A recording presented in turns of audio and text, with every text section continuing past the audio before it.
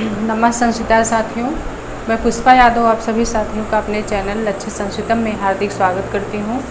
साथियों, हम अध्ययन कर रहे हैं टीजीटी संस्कृत व्याकरण प्रवेशिका के आधार पे समास प्रकरण। समास प्रकरण में हम साथियों बहुब्रीहि समास का अध्ययन कर रहे थे इसके पहले, और बहुब्रीहि समास में हम आज बहुब्रीहि समास के जो भेद हैं उन भेदों के बारे में अध्ययन करेंगे। तो बहुब्रीहि समास के दो भेद होते हैं, एक तो समानाधिकरण बहुब्रीहि समास और दूसरा व्यधिकरण बहुब्रीहि समास। फिर समानाधिकरण बहुब्रीहि समास के भी 6 भेद होते हैं। वो 6 भेद कौन कौन से हैं आज हम उनकी चर्चा करेंगे। तो आइए चलते हैं हम अपने टॉपिक पे। बहुब्रीहि समास के भेद। बहुब्रीहि समास में साथियों कितने भेद हैं? 2 भेद हैं, समानाधिकरण बहुब्रीहि और व्यधिकरण बहुब्रीहि। समानाधिकरण बहुब्रीहि के समास के भी कितने भेद होते हैं? 6 भेद होते हैं। आइए हम इन भेदों की क्या करें देख लेते हैं एक बार। तो बाबूराम सक्सेना का जो समास विचार है पृष्ठ संख्या 263 पर हमारा ये दिया हुआ है, बहुब्रीहि समास के भेद। तो हम आज बहुब्रीहि समास में समानाधिकरण बहुब्रीहि के सभी भेदों का अध्ययन करेंगे। तो समानाधिकरण बहुब्रीहि समास में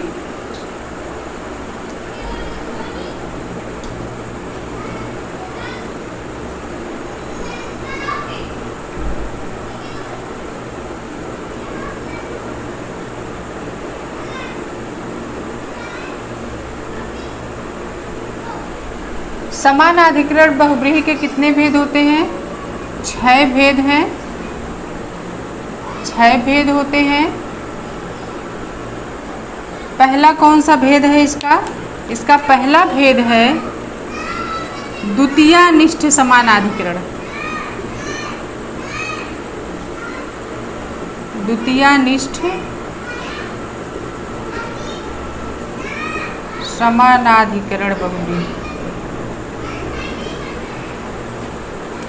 द्वितीयानिष्ठ समानाधिकरण बहुब्रीहि समास, यहाँ लिख देते हैं बहुब्रीहि।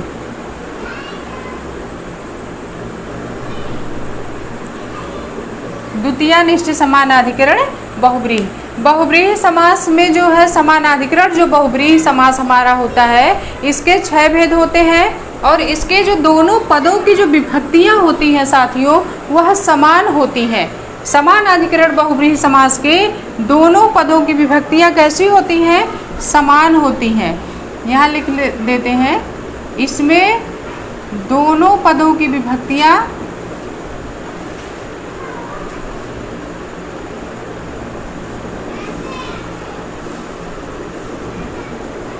समान होती है। दोनों पदों की विभक्ति समान होती है। तो समानाधिकरण बहुब्रीहि समास को 6 भागों में बांटा गया है। यह प्रथमा को छोड़ करके सभी विभक्तियों में होता है। द्वितीयानिष्ठ समानाधिकरण बहुब्रीहि समास, तृतीयानिष्ठ समानाधिकरण बहुब्रीहि, चतुर्थीनिष्ठ समानाधिकरण बहुब्रीहि, पंचमीनिष्ठ समानाधिकरण बहुब्रीहि, षष्ठीनिष्ठ समानाधिकरण बहुब्रीहि और सप्तमीनिष्ठ समानाधिकरण बहुब्रीहि। तो द्वितीयानिष्ठ समानाधिकरण बहुब्रीहि समास को हम पहले देख लेते हैं। एक चीज़ हम और देखेंगे, बहुब्रीहि समास की हम पहचान अगर हमको करना हो तो हम कैसे करेंगे? बहुब्रीहि समास की पहचान कैसे करेंगे? बहुब्रीहि समास में जो है पहचान इसका ये है कि विग्रह में अगर यत शब्द का रूप आ जाए, विग्रह में यत शब्द का, विग्रह में यत शब्द का रूप जिस विभक्ति में आता है, जिस विभक्ति में आता है या आ जाए, विग्रह में यत शब्द का रूप जिस विभक्ति में आता है, समानाधिकरण बहुब्रीहि समास भी उसी विभक्ति में होता है।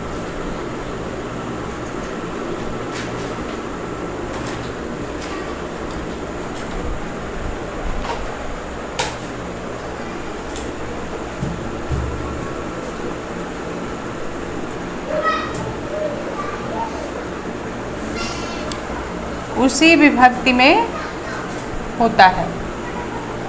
बहुब्रीहि समास की पहले पहचान देख ले कि विग्रह में जब अगर यत शब्द का रूप आ जाता है और यत शब्द का रूप जिस विभक्ति में आएगा उसी विभक्ति में बहुब्रीहि समास होगा। तो यत शब्द का रूप कैसे चलता है, जैसे यह यौ ये यम यौ यान येनाभ्याम ययि यस्मै याभ्याम एभ्यः यस्मात् याभ्याम एभ्यः यस्य ययो येषां यस्मिन् ययौ येषु, इस तरह से यत शब्द का रूप चलता है। तो यत शब्द का रूप जिस भी विभक्ति में होगा विग्रह में, समझ लो बहुब्रीहि समास भी उसी विभक्ति का होगा। तो ये इसकी पहचान है। तो आइए हम चलते हैं समानाधिकरण बहुब्रीहि समास का जो पहला भेद है 6 भेदों में, वह पहला भेद कौन है? द्वितीयानिष्ठ समानाधिकरण बहुब्रीहि। द्वितीयानिष्ठ समानाधिकरण बहुब्रीहि समास में क्या है कि इसमें जो विभक्ति होती है किसमें होती है? द्वितीय विभक्ति में। इसके जो विभक्तियाँ होती हैं विग्रह वाक्य में, विग्रह में जो विभक्तियाँ होती हैं वो द्वितीय विभक्ति में होती हैं, तब वहाँ द्वितीयानिष्ठ समानाधिकरण बहुब्रीहि समास होता है। तो द्वितीयानिष्ठ समानाधिकरण बहुब्रीहि समास में जो उदाहरण दिया है वो कौन कौन सा है? पहला उदाहरण दिया हुआ है इसमें प्राप्तोदकः।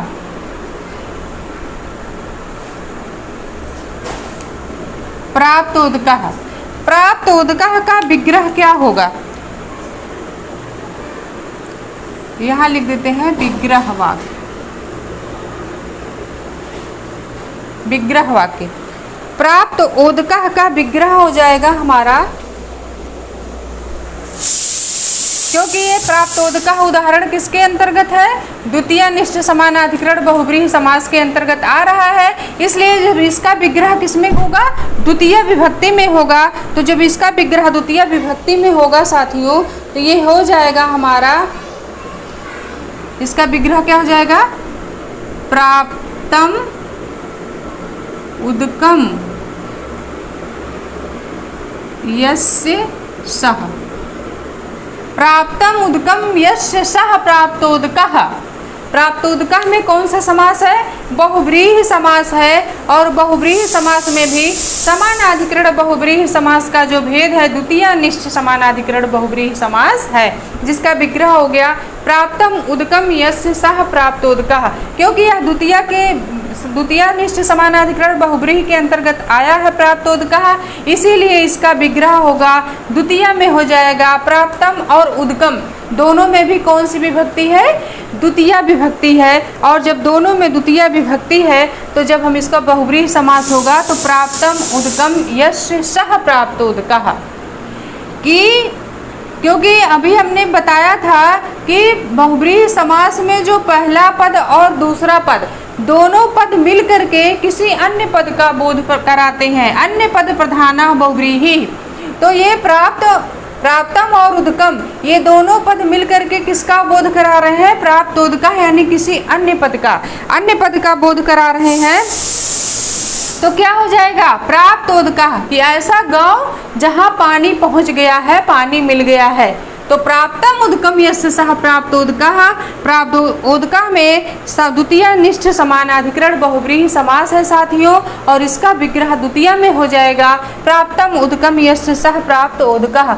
और अगला हमारा है दूसरा आरूढ़ बानरा।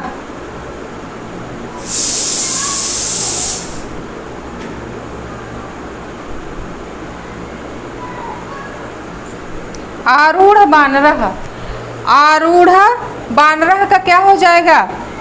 इसका भी हम द्वितीय में विग्रह वाक्य करेंगे, क्योंकि द्वितीयानिष्ठ समानाधिकरण बहुब्रीहि समास के अंतर्गत ये उदाहरण आरूढ़ बानरा भी आया है। इसीलिए जब हम इसका विग्रह करेंगे तो द्वितीय विभक्ति में करेंगे।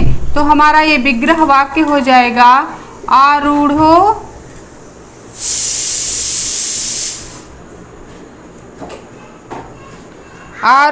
बानरो। यहाँ हम विग्रह गलत कर दिए, यस से नहीं होगा बल्कि क्या हो जाएगा? यम सः।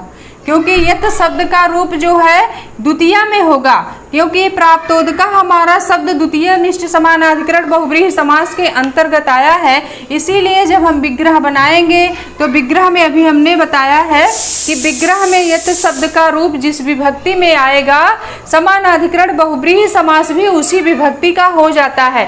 तो प्राप्तम उदकम यम सा होगा। यहाँ यस्य सा नहीं, गलती से लिख गया था साथियों।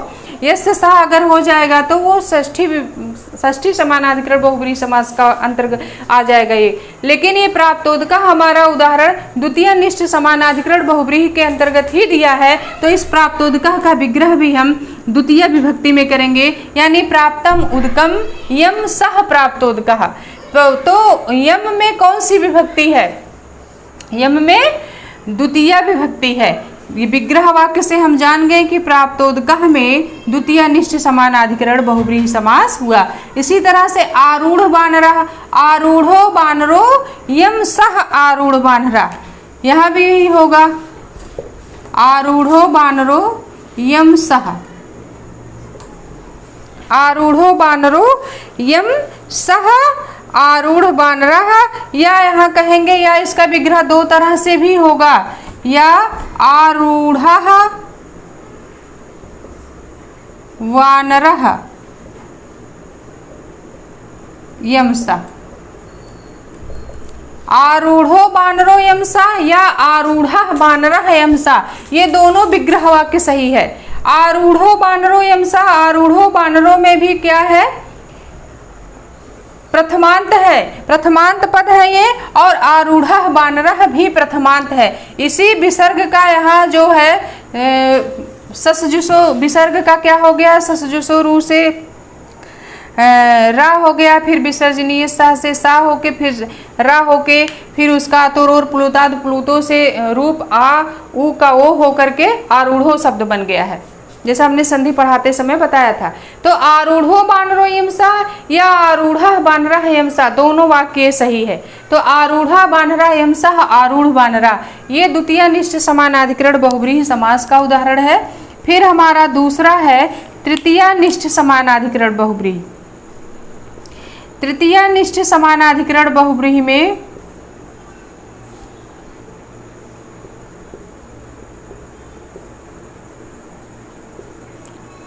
तृतीय निष्ठ समानाधिकरण बहुव्रीहि समास के अंतर्गत कौन कौन सा उदाहरण आएगा? कि तृतीय निष्ठ में जिस पद के विभक्तियों का विग्रह तृतीय विभक्ति में हो, तृतीय में हो, वहाँ तृतीय निष्ठ समानाधिकरण बहुव्रीहि समास हो जाएगा। इसके अंतर्गत उदाहरण हमारा दिया है जितेंद्रियः शब्द, जितेंद्रियः,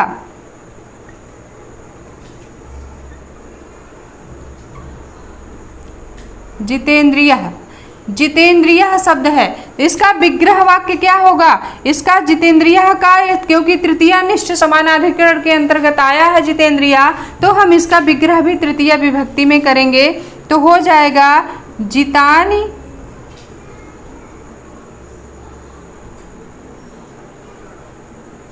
जितान इंद्रियाणि,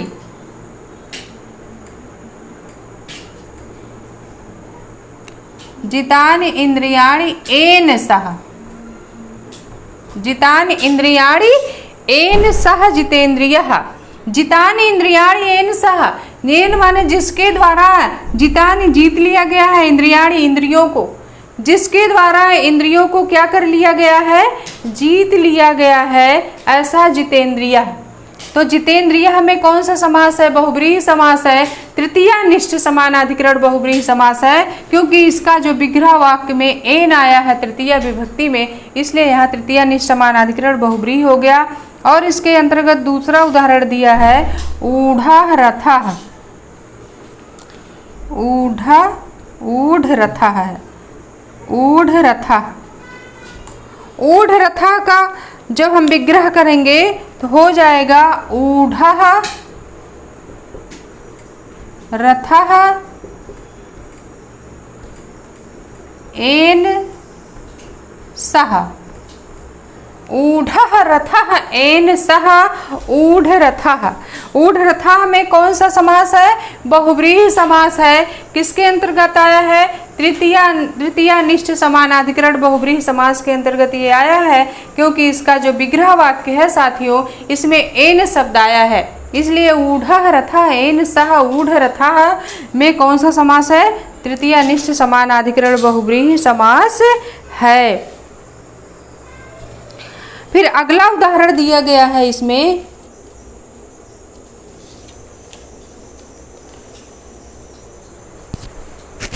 अगला उदाहरण है तृतीयानिष्ठ समानाधिकरण का।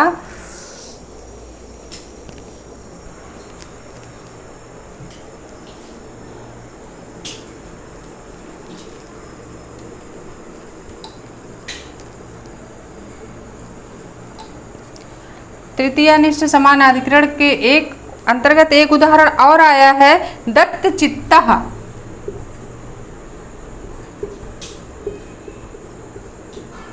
दत्तचित्तः, दत्तचित्तः में कौन सा समास है? तृतीयानिष्ठ समानाधिकरण बहुव्रीहि समास है साथियों। अब हम जब इसका विग्रह करेंगे हो जाएगा दत्तम चित्तम येन सह दत्तचित्तः। दत्तम चित्तम एन सह। विग्रह वाक्य के द्वारा ही हम जान पाएंगे कि दत्तचित्तः में तृतीयानिष्ठ समानाधिकरण बहुव्रीहि समास है। हम जो समास जिस समास में जो ये उदाहरण आया है, जिस समास के अंतर्गत आया है वही समास होगा। अगर ये तृतीयानिष्ठ समानाधिकरण बहुव्रीहि समास के अंतर्गत हमारा दत्तचित्तः आया है तो इसमें तृतीयानिष्ठ समानाधिकरण बहुव्रीहि होगा। अगर हम चतुर्थी, पंचमी, षष्ठी या द्वितीय लगाएंगे तो हमारा गलत हो जाएगा। इसलिए एक चीज हमेशा याद रखिए, जब हम समानाधिकरण बहुव्रीहि समास के भेदों का अध्ययन करेंगे, पढ़ेंगे, तो हमें समानाधिकरण बहुव्रीहि में द्वितीयानिष्ठ समानाधिकरण के अंतर्गत कौन कौन उदाहरण है, तृतीयानिष्ठ समानाधिकरण के अंतर्गत कौन कौन से उदाहरण आ रहे हैं, इन उदाहरणों को हमें कन्फर्म याद करना, फंडा क्लियर होना चाहिए कि हाँ ये द्वितीयानिष्ठ का उदाहरण है और ये तृतीयानिष्ठ का उदाहरण है। प्राप्त उदकः आरूढ़ बानरः, ये द्वितीयानिष्ठ समानाधिकरण बहुव्रीहि समास है और प्राप्तम उदकम यम सह प्राप्त उदकः और आरूढ़ो बानरो यम सह आरूढ़ बानरा या आरूढ़ः बानरः यम सह आरूढ़, दो तरह से आरूढ़ बानरा का विग्रह वाक्य होगा। तो दोनों में द्वितीयानिष्ठ समानाधिकरण बहुव्रीहि हो गया। उसी तरह से तृतीयानिष्ठ समानाधिकरण में भी साथियों तीन उदाहरण आया है, जितेंद्रियः जितानि इंद्रियाणि एन सह जितेंद्रियः। तो जितेंद्रियः में बहुव्रीहि समास है। अगर पूछ लिया गया कि द्वितीयानिष्ठ है, तृतीयानिष्ठ है, चतुर्थी निष्ठ है, पंचमी निष्ठ है, कौन सा है, तब हमको ये चीज इसीलिए याद रखना पड़ेगा, नहीं तो हम बहुव्रीहि तो मार देंगे आसानी से, हाँ बहुव्रीहि समास है, लेकिन कौन सा समास है, अगर विग्रह दिया है तो हम विग्रह के दौरान तो पकड़ लेंगे, क्योंकि उसमें यत शब्द का रूप एन आया है जो तृतीया विभक्ति का एक वचन है। इसका मतलब ये जितेंद्रियः जो है तृतीया विभक्ति का तृतीयानिष्ठ समानाधिकरण बहुव्रीहि समास है, क्योंकि इसमें विग्रह से हम पहचानेंगे कि एन शब्द आया है। तो जितेंद्रियः, ऊढ़ः रथः, दत्तचित्तः, तीन उदाहरण तृतीयानिष्ठ समानाधिकरण बहुव्रीहि समास के अंतर्गत आ रहे हैं। अब हम अगला है कौन सा समास, चतुर्थी निष्ठ समानाधिकरण बहुव्रीहि। अगला समानाधिकरण बहुव्रीहि समास का जो चौथा भेद है वो कौन सा है, चतुर्थी निष्ठ समानाधिकरण बहुव्रीहि समास।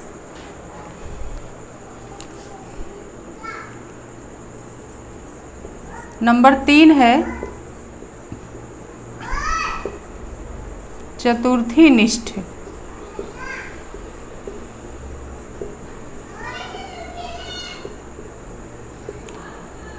चतुर्थी निष्ठ समानाधिकरण बहुव्रीहि। चतुर्थी निष्ठ समानाधिकरण, चतुर्थी निष्ठ समानाधिकरण यानी जिस विभक्ति का विग्रह चतुर्थी विभक्ति में हो वहाँ चतुर्थी निष्ठ समानाधिकरण बहुव्रीहि समास हो जाएगा।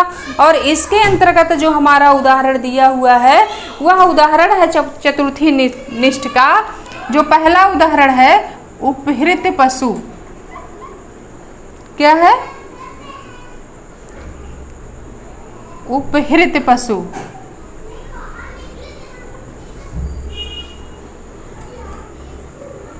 उपहृत पशु,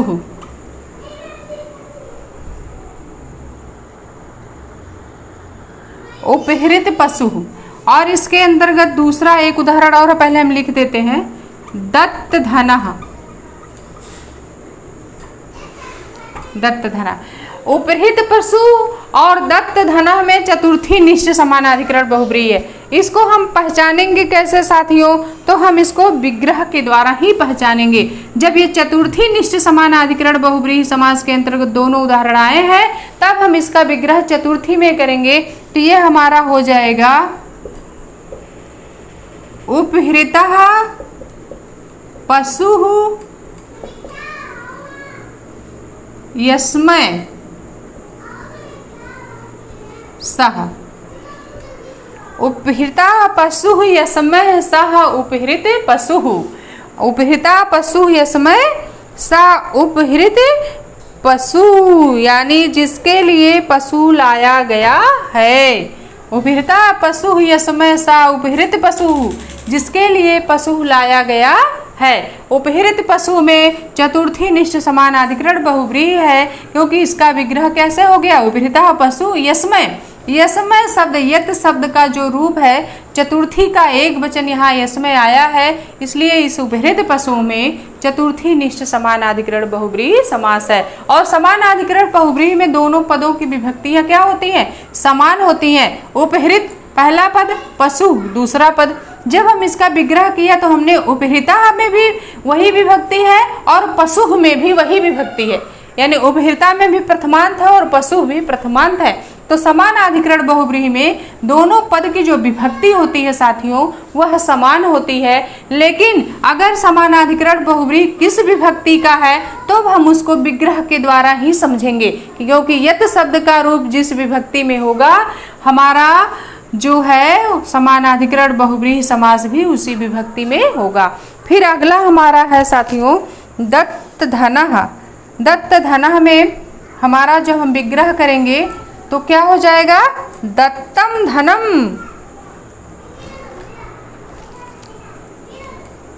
दत्तम धनम यस्मै।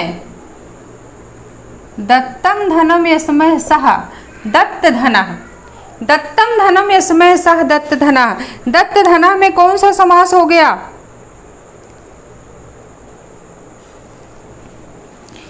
चतुर्थी निश्च समानाधिकरण बहुब्रीहि हो गया, क्योंकि दत्त धनः में जो विग्रह हमारा आया है, किसमें आया है? चतुर्थी विभक्ति में आया है। तो दत्तम धनम यस्मै सः, इसमें दो पद हैं, दत्त धन, दत्त और धन। तो दत्तम में भी द्वितीया का एक वचन, धनम में भी द्वितीया के एक वचन है या प्रथमा का एक वचन है, क्योंकि बहुवचन में रूप नपुंसक लिंग में रूप चलते हैं, प्रथमांत भी हो जाएगा। दत्तम धनम यस्मै सः दत्त धनः। तो दत्त धना में यानी दोनों पदों में विभक्तियां समान हैं और इसका विग्रह हम चतुर्थी में किए हैं, तो यहाँ चतुर्थी समानाधिकरण बहुब्रीहि समास हो गया। उपहृत पशु और दत्त धनः में कौन सा समास है? बहुब्रीहि समास है, लेकिन कैसा समास? समानाधिकरण बहुब्रीहि समास है। अब इसी तरह से पंचमी निश्च समानाधिकरण बहुब्रीहि।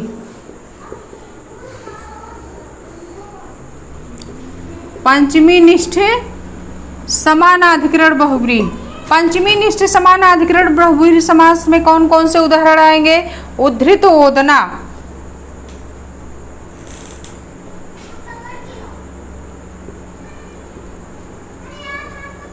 उद्धृत ओदना, उद्धृत ओदना आ गया। दूसरे नंबर पे है निर्धना।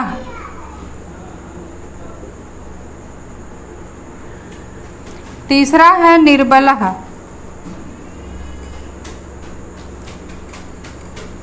इसके अंतर्गत तीन उदाहरण हमारे हैं, उद्धृत ओदना, निर्धनः और निर्बलः।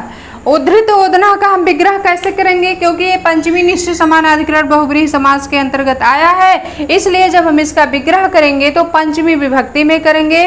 तो हो जाएगा उद्धृतम ओदनम,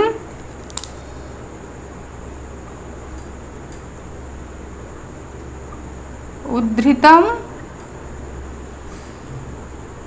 ओदनम यस्याः, क्योंकि ये स्त्रीलिंग शब्द है, यस्याः सा उद्धृत ओदना कैसा शब्द हमारा है? स्त्रीलिंग शब्द है। उद्धृत ओदना हमारा स्त्रीलिंग शब्द है। तो इसीलिए जब हम इसका विग्रह किए हैं साथियों, तो इसका विग्रह वाक्य जो है स्त्रीलिंग में, यत शब्द का रूप स्त्रीलिंग में हम यहाँ चलाएंगे तो पंचमी में एक वचन में यस्याह चलता है। तो यस्याह उद्धृतम ओदनम यस्याह सा शब्द यहाँ सह नहीं बल्कि सा है। सा भी स्त्रीलिंग में ही होगा, क्योंकि ये हमारा उद्धृत ओदना जो शब्द है स्त्रीलिंग का है। इस चीज को आपको खास याद रखना होगा, यहाँ आपको गलती नहीं करना है, इस चीज को ध्यान में रखिएगा, क्योंकि उद्धृत ओदना स्त्रीलिंग शब्द है। इसलिए जब हमारा ये विग्रह वाक्य होगा तो स्त्रीलिंग में होगा। उद्धृतम ओदनम यस्या सा उद्धृत ओदना। यस्या सा जो शब्द हमारा है ये स्त्रीलिंग में है। यत शब्द का रूप स्त्रीलिंग में जब हम चलाएंगे तो पंचमी के एक वचन में यस्या आएगा और सा यहाँ सह ना होकर के सा भी स्त्रीलिंग में हो जाएगा। उद्धृतम ओदनम यस्या सा उद्धृत ओदना। ऐसी बटलोई जिसमें से भात निकाल लिया गया हो। उद्धृत ओदना, ओदन माने क्या होता है? चावल, भात, भात होता है ओदन माने। उद्धृतम निकाल लिया गया हो। यस्या सा ऐसी बटलोई स्त्रीलिंग शब्द है। तो यस्या सा ऐसी ऐसा जो है जिसमें से चावल निकाल लिया गया है, ऐसी बटलोई जो है, तो क्या हो गया? उद्धृत ओदना। स्त्रीलिंग में इसका विग्रह वाक्य होगा, इस चीज को आपको विशेष ध्यान रखना है। फिर है निर्धना। निर्धना में भी क्या हो जाएगा? निर्गतम धनम